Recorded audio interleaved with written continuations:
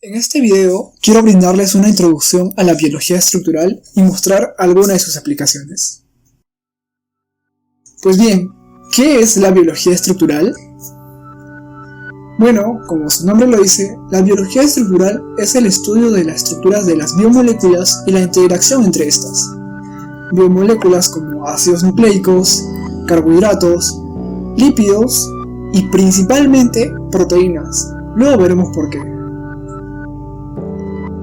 Y dentro de las interacciones podemos tener, por ejemplo, interacciones entre una proteína y DNA. Todo esto lo estudia la biología estructural. Entonces, vale la pena ahora preguntarnos ¿por qué estudiar biología estructural? ¿O por qué nos interesa la estructura de las biomoléculas? Y para explicar esto, quiero que veamos esta imagen. ¿Qué es esto? Una taza, ¿verdad?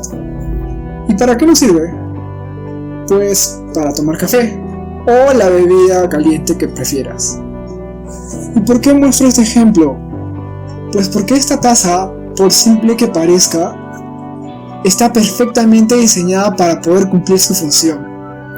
Por ejemplo, tiene este hoyo que permite que nosotros llenemos algún líquido caliente en su interior.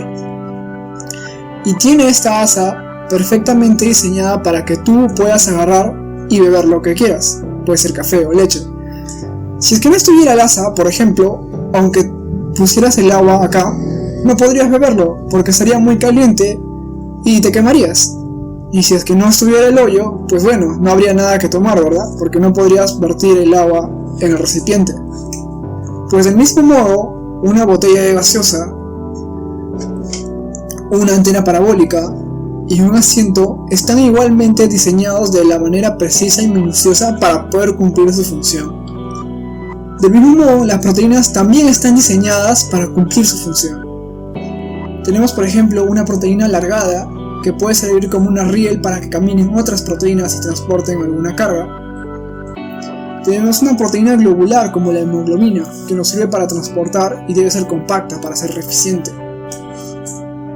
Y tenemos una proteína en forma de dona, como las polimerasas, que tienen esta forma justamente porque enrollan al DNA y posteriormente realizan la transcripción. Y acá hay muchas otras más proteínas y que como vemos tienen diversas formas. Y ahora veamos un poquito más acerca de las proteínas. Recordemos algo. Las proteínas, como bien sabemos por biología básica, se ordenan en tres tipos de órdenes estructurales: la estructura primaria, la estructura secundaria, la estructura terciaria y la estructura cuaternaria. La estructura primaria está conformada por las secuencias de aminoácidos de la proteína. Estos aminoácidos son sus bloques estructurales. La estructura secundaria está conformada por pequeños arreglos tridimensionales de esta cadena de aminoácidos. Estos arreglos son comunes en todas las proteínas y como ejemplo de ello tenemos las alfas hélices y las hojas betas plegadas. La estructura terciaria se refiere a cómo estas estructuras secundarias se ordenan y se combinan para formar una estructura tridimensional más compleja. Y la estructura cuaternaria es aquella que solo tiene algunas proteínas, que se conforma cuando dos o más polipéptidos, es decir, cadenas, que están plegadas en su estructura terciaria, se unen entre ellas y forman estos complejos. En este caso tienes 4 polipéptidos que forman la estructura cuaternaria. Y bueno, acá podemos ver las estructuras secundarias un poco más a detalle, la hoja beta plegada y la alfa hélice. Y acá podemos observar los aminoácidos, que como sabemos se ordenan en distintos grupos según sus características químicas. Ahora hablemos un poco del plegamiento de proteínas, o protein folding, por siglas en inglés. El plegamiento de proteínas, desde ya les digo, es un problema extremadamente complejo. ¿Y en qué consiste? Bueno, consiste en que teniendo tú la cadena o la secuencia de aminoácidos de una proteína, que es así como va saliendo el ribosoma, ¿cómo es que nosotros o cómo es que la proteína se pliega hasta su conformación final, que puede ser terciaria o cuaternaria? Pero hay algunas pequeñas características de este plegamiento de proteínas que sí entendemos y que podemos explicar de manera sencilla. Una de ellas, por ejemplo, es el agrupamiento de cadenas o de grupos hidrofóbicos. En esta cadena lineal, nosotros tenemos diferentes tipos de aminoácidos, como ya vimos. Aquí está. Dentro de estos aminoácidos tenemos cadenas polares y también cadenas no polares. Las cadenas polares, por su comportamiento químico, tienden a agruparse o tienden a verse favorecidas su interacción con agua. Y por otro lado, las cadenas no polares no les gusta agruparse con agua, por eso se les llama hidrofóbicas. Entonces, cuando una proteína se pliega, lo lógico es que estas cadenas no polares se agrupen entre sí y las cadenas polares estén en la superficie. Y eso es justamente lo que pasa en la mayoría de las proteínas, como podemos ver acá. Del mismo modo, esta capacidad de polaridad y apolaridad nos permite explicar cómo es que se ordenan algunas proteínas que se encuentran entre una bicapa lipídica, llamadas proteínas transmembranales.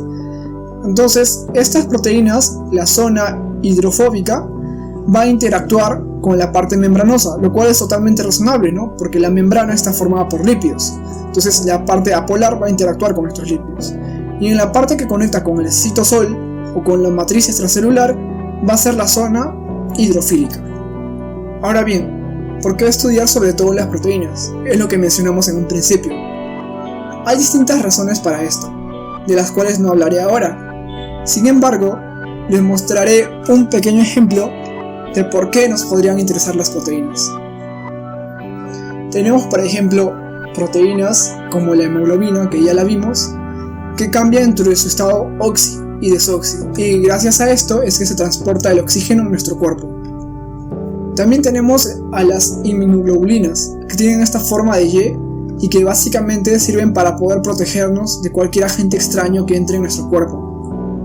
Asimismo, en nuestros propios músculos tenemos una proteína alargada que tiene unos pequeños pies y que se llama la miosina. Esta proteína permite que nosotros hagamos la contracción muscular. Y finalmente, porque tengo muchos otros ejemplos y podría pasarme horas hablando de esto, pero terminaré con la piruvato quinasa. Esta proteína, también en forma de dona, es la piruvato quinasa y es una de las enzimas que nos ayuda a que nosotros, al ingerir algún alimento, podemos transformarlo en energía. Entonces, como vemos, las proteínas están en todos lados, lo cual creo yo razón suficiente para estudiarlas, pues son muy importantes para muchos procesos biológicos. Y acá es un poco más de lo mismo. Tenemos las proteínas y sus diferentes funciones. Ahora bien, ¿cómo es que funciona esto? ¿Cómo es que nosotros determinamos la estructura de proteína y cómo es que las estudiamos? Pues para determinar la estructura tenemos tres métodos. Hay muchos más, pero estos son los tres más importantes. Uno de ellos es la cristalografía de rayos X. El segundo, la espectroscopía por resonancia magnética nuclear o RMN.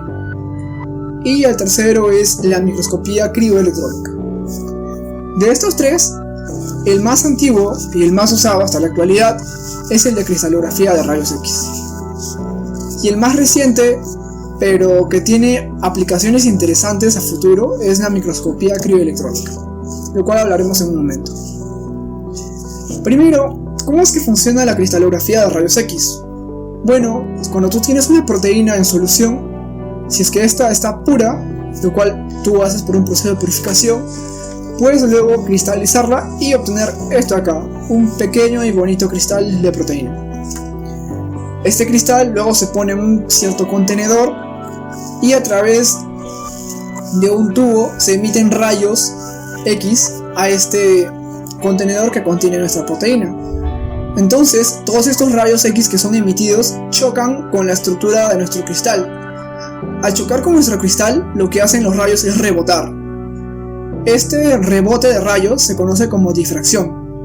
Y esta difracción tú la puedes guardar o tú las puedes analizar colocando un panel que me va a detectar cada uno de los lugares por donde va a chocar nuestros rayos refractados.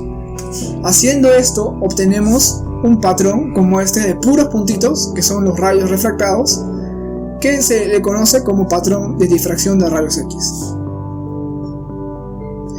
Con este patrón y mediante métodos computacionales podemos obtener este de acá, que es un pequeño mapita con mallas que se le conoce como mapa de densidad electrónica, que básicamente nos dice más o menos dónde están los electrones. Y refinando este mapa, obtenemos finalmente nuestra estructura proteica. Ahora, para la resonancia magnética nuclear, lo que se usa es este equipo de aquí. ¿Y cómo funciona la resonancia magnética nuclear? Pues resulta que las proteínas y todas otras moléculas tienen átomos, ¿verdad? Y dentro de estos átomos están sus núcleos. Entonces, algunos núcleos de las moléculas tienen un fenómeno que es el de girar. Este giro se conoce como spin nuclear. Y este spin tiene una característica interesante, que es cuando tú aplicas un campo magnético, estos spines se pueden orientar junto o en sentido inverso al campo. Y luego cuando tú aplicas una energía, se invierte el spin. Este fenómeno se conoce como resonancia. Entonces, este fenómeno de resonancia, cuando tú lo aplicas a una molécula, nos da información de más o menos en qué entorno químico se encuentran cada uno de nuestros átomos. Y con esa información nosotros podemos hacer gráficos como estos, que se le conoce un mRNA bidimensional, y esto que es un MNR tridimensional. Analizando estos gráficos, nosotros podemos tener un mapa como este, en donde estas líneas rosadas nos están indicando las distancias relativas entre los átomos presentes en nuestra proteína. Y nuevamente, refinando este mapa, obtenemos nuestra estructura tridimensional. El último método es la microscopía crioelectrónica, o cryo-EM por sus siglas en inglés. Para este método lo que se tiene es, una vez obtienes el purificado de proteína, se coloca en una pequeña mallita o placa. Esta es una placa bien delgada en donde se coloca una pequeña gota de la proteína y esto se enfría a menos 196. Luego de esto se forma una laminita sólida de tipo vidrio, por eso se llama vidrificación, y este es el proceso que se sigue. Hay otros, pero este es uno de los que se usa.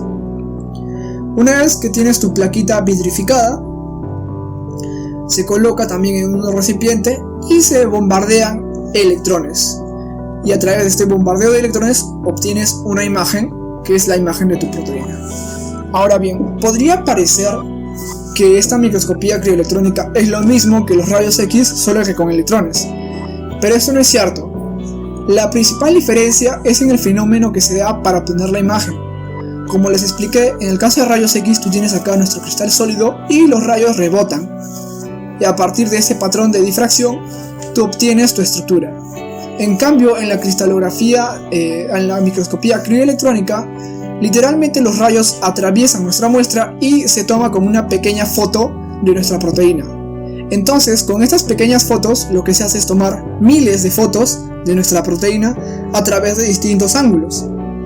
Entonces, con estas fotos de distintos ángulos, un programa computacional las reconstruye y finalmente obtenemos nuestra estructura tridimensional, combinando las fotos básicamente. Y así es como funciona la microscopía.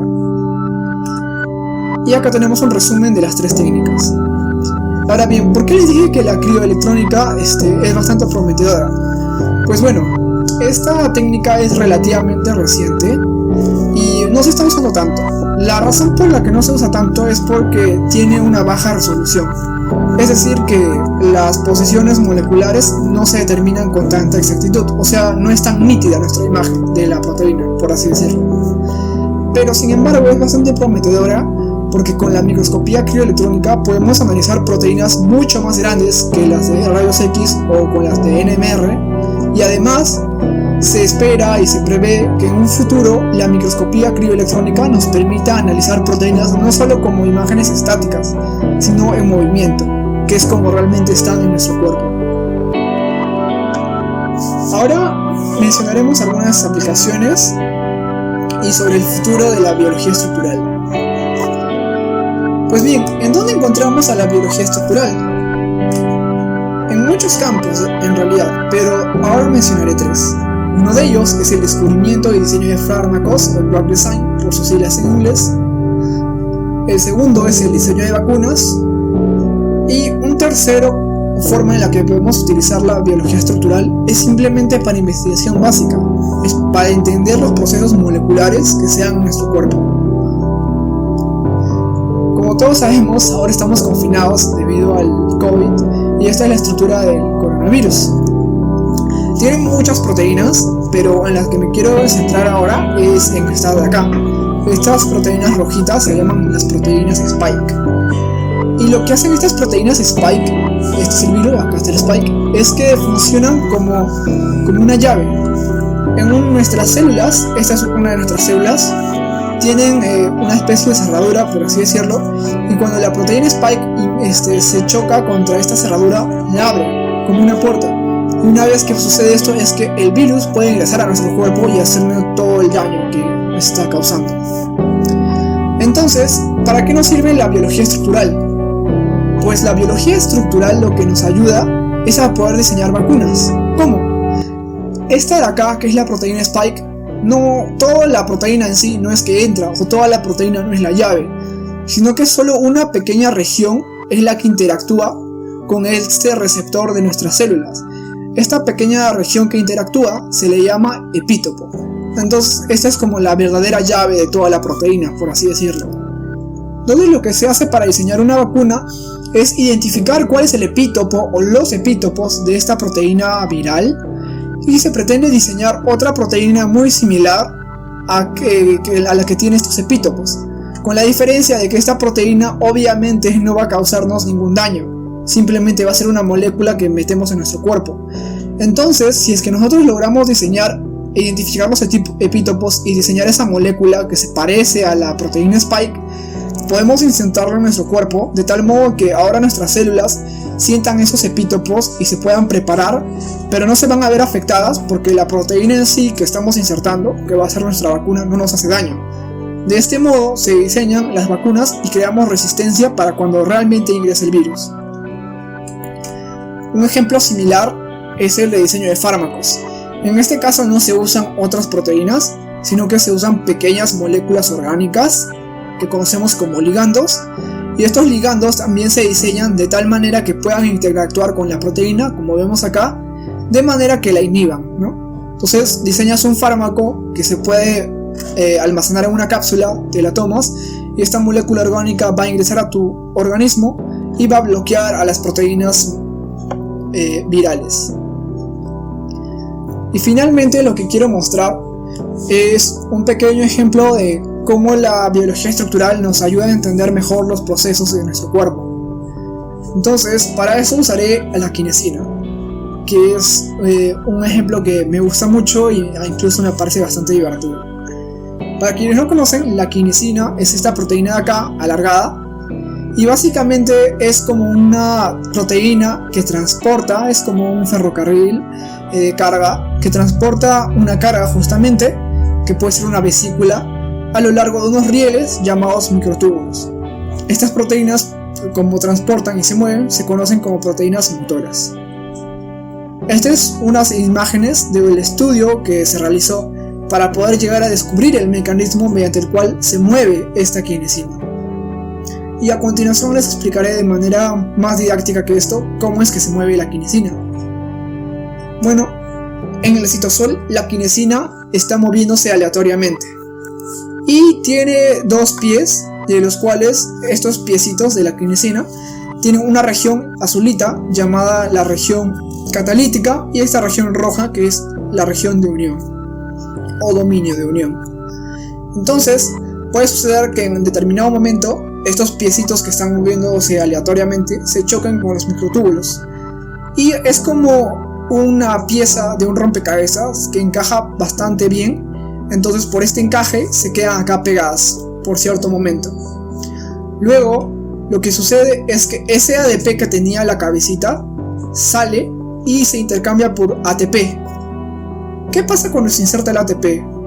Bueno, esto causa un cambio conformacional en el dominio de unión, de tal modo que este se mueve como una palanca. Como vemos acá, se mueve de acá hacia acá. Y este movimiento en palanca causa que el otro pie, que estaba en el citosol, se una también al microtúbulo. Una vez que tenemos esto, el pie que estaba pegado se tiene que despegar, ¿verdad? Para seguir avanzando. Entonces realiza una reacción de hidrólisis de ATP, en donde libera un fosfato inorgánico. Y el otro pie, que tenía ADP, lo intercambia por ATP, y al hacer esto, como ya sabemos, ¿qué pasa? Se cambia el sitio catalítico y mueve el sitio de unión y avanza el otro pie. Y acá ya estamos en la posición inicial, ¿verdad? Acá tenemos ADP, acá tenemos ADP, sucede otro intercambio de nucleótidos y el otro pie puede volver a avanzar y así sucesivamente. Y así es como avanza la quinesina. Y acá hay una pequeña animación que muestra lo que les acabo de explicar. Según el pie, sucede el intercambio de nucleótidos, se mueve el sitio de unión, se une el otro pie, hidrólisis de ATP, intercambio de nucleótidos en el segundo pie y vuelve a avanzar. Y esto se repite hasta que la proteína motora llegue a su destino.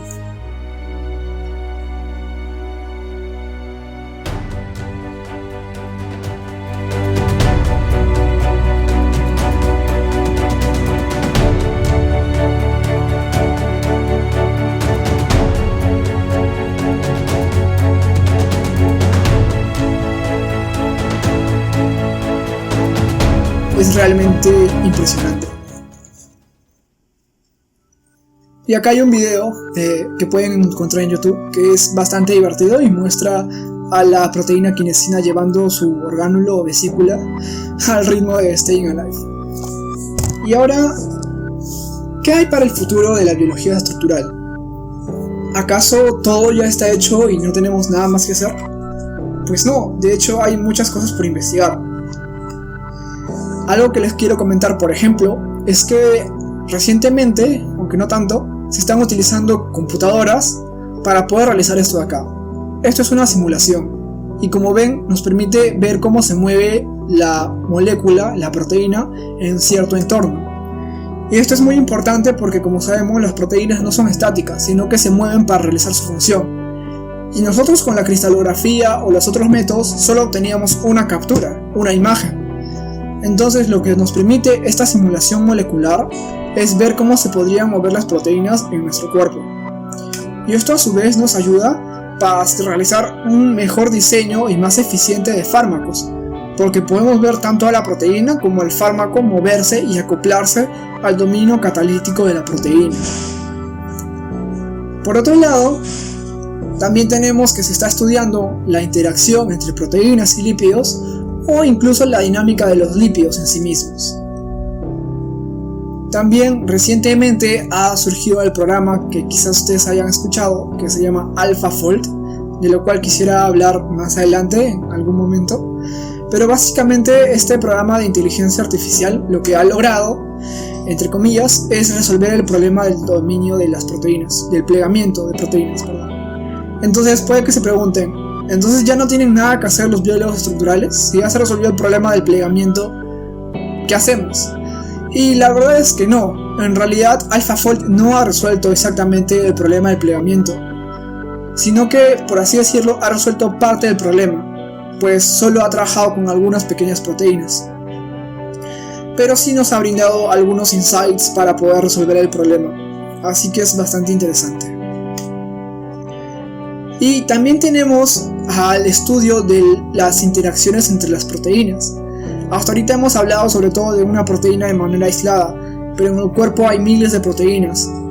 Entonces es bastante importante también estudiar no solo a la proteína de manera individual, sino cómo es que las proteínas interactúan entre sí y cómo es que se generan estos tipos de rutas o redes de interacción entre proteínas y cómo es que esto a su vez nos permite a nosotros vivir por la combinación sinérgica de todas esas proteínas.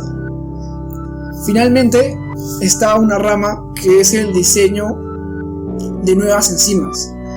Es decir, nosotros tenemos enzimas en nuestro cuerpo que realizan miles de reacciones.